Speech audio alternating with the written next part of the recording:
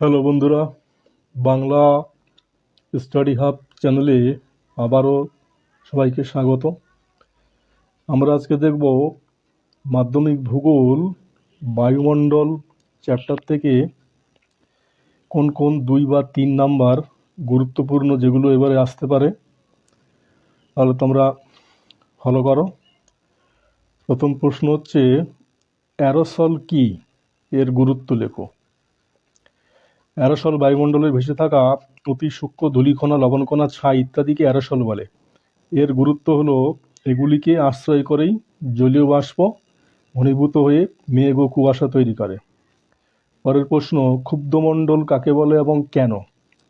ক্ষুব্ধমণ্ডল বায়ুমণ্ডলের সর্বনিম্ন স্তর, টপোস্ফিয়ারকে ক্ষুব্ধমণ্ডল বলে, কারণ এই স্তরেই ধূলিকণা, জলীয় বাষ্প আধিক্যের জন্য ঝড়, বৃষ্টি, মেঘ, বজ্রপাত প্রভৃতি প্রাকৃতিক অশান্ত আবহাওয়া দেখা যায়। অ্যালবেডো কাকে বলে?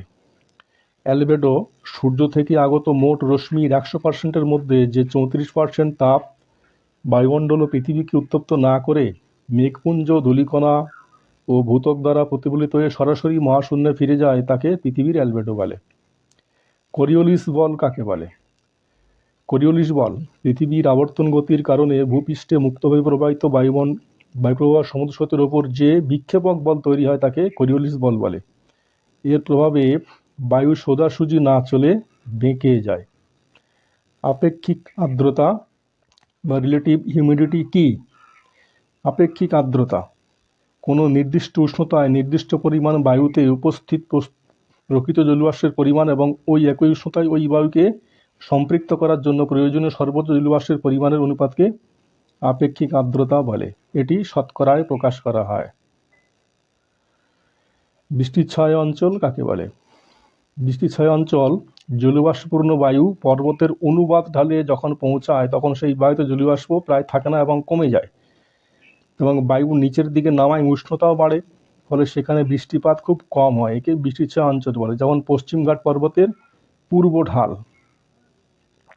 শান্তমণ্ডল কাকে বলে? বায়ুমণ্ডলের দ্বিতীয় স্তর স্ট্র্যাটোস্ফিয়ারকে শান্তমণ্ডল বলে, কারণ এই স্তরে জলীয়বাষ্প ও ধূলিকণা না থাকায় মেঘ, ঝড়, বৃষ্টি বা বজ্রপাতের মতো অশান্ত আবহাওয়া দেখা যায় না। বাতাস সবসময় অনুভূমিকভাবে শান্তভাবে চলাচল করে, তাই জেট বিমানগুলি এ স্তর দিয়েও চলাচল করে। ওজোন স্তর কি, এর গুরুত্ব কি?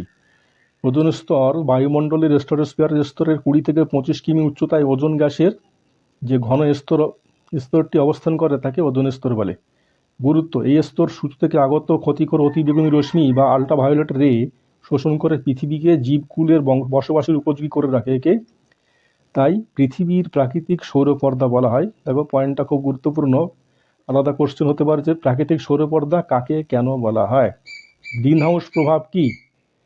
বায়ুমণ্ডলে উপস্থিত কিছু গ্যাস যেমন কার্বন ডাইঅক্সাইড, মিথেন, জলীয়বাষ্প সূর্য থেকে আসা ক্ষুদ্র তরঙ্গদৈর্ঘ্যের আলোকরশ্মিকে ভূপৃষ্ঠে আসতে দেয়, কিন্তু ভূপৃষ্ঠ থেকে বিকিরিত দীর্ঘ তরঙ্গদৈর্ঘ্যের তাপকে মহাশূন্যে ফিরে যেতে বাধা দেয় এবং শোষণ করে। এর ফলে বায়ুমণ্ডলের তাপমাত্রা ক্রমশ বৃদ্ধি পাওয়ায় এই প্রক্রিয়াকে গ্রিনহাউস গ্যাস প্রভাব বলে।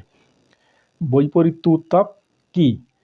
সাধারণ নিয়মে উচ্চতা বাড়লে বায়ুর উষ্ণতা কমে, কিন্তু পার্বত্য উপত্যকায় শান্ত আবহাওয়ায় শীতল রাতের বেলা বিশেষ কারণে উচ্চতা বৃদ্ধির সঙ্গে সঙ্গে উষ্ণতা না কমে উল্টে বাড়তে দেখা যায়। উচ্চতা বৃদ্ধির সঙ্গে উষ্ণতার এই স্বাভাবিক বৃদ্ধিকে বৈপরীত্য উত্তাপ বলে। অশ্ব অক্ষাংশ কি?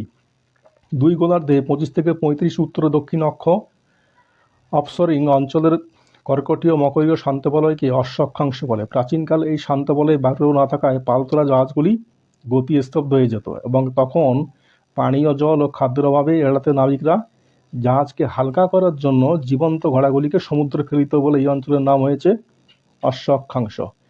স্থলবায়ু সমুদ্রবায়ুর পার্থক্য। স্থলবায়ু রাতের বেলা স্থলভাগ থেকে সমুদ্রের দিকে প্রবাহিত হয়, সমুদ্রবায়ু দিনের বেলা সমুদ্র থেকে জলভাগের দিকে প্রবাহিত হয়। স্থলবায়ু শেষ রাতে ও ভোরে প্রবল হয়, সমুদ্রবায়ু বিকেল ও সন্ধ্যায় তীব্র হয়। স্থলভাগ থেকে আসা স্থলবায়ু শুধু শুষ্ক প্রকৃতির হয়, সমুদ্র থেকে আসা সমুদ্রবায়ু আর্দ্র আরামদায়ক হয়। পয়েন্টগুলো দেখে রাখো, খুবই গুরুত্বপূর্ণ। ওজোন স্তর ধ্বংসের প্রধান কারণ। সিএফসি গ্যাস, রেফ্রিজারেটর এবং সুগন্ধি স্প্রে থেকে নির্গত ক্লোরোফ্লোরোকার্বন ওজোন অণু ভেঙে দেয়।